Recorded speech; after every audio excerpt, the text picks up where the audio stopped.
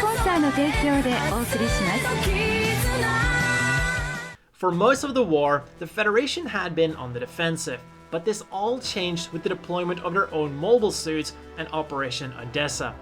Zeon's overstretched and undermanned front line became painfully obvious, and all too soon, any material became extremely important for Zeon's terrestrial forces.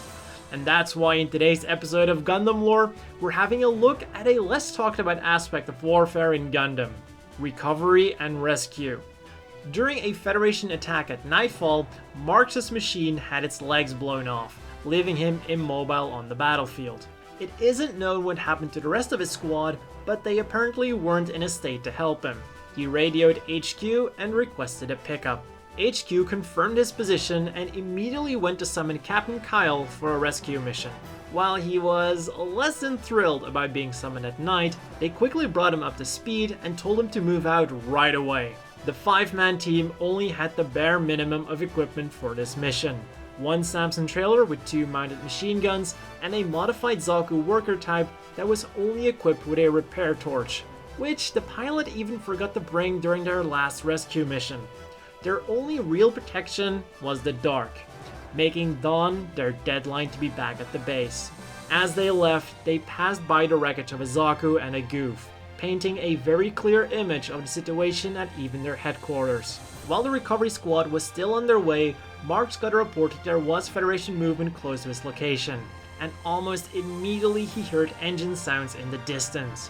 Even though he looked calm on the outside, a combination of panic and fatigue most likely caused him to misidentify the engine sound of the Samson as a Type 61. He got back in his Zaku and again made a critical judgment error. He took aim at the mobile suit-esque shape and shot, almost taking out his rescue party. Thankfully, the worker Zaku managed to dodge the shot, and Captain Kyle immediately told him to cut the crap. Our beloved pilot then berated his rescue party, saying that he only fired on them because they approached him suddenly and unexpectedly.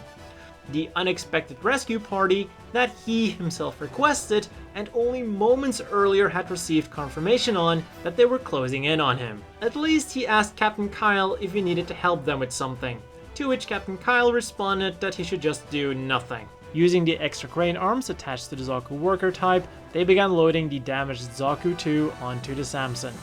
Of course, things can never go easy for Kyle and his men, because right at the moment that they were almost done, a Type 61 squad showed up. Kyle kept his cool and ordered Marx to fire back, but Marx didn't shoot.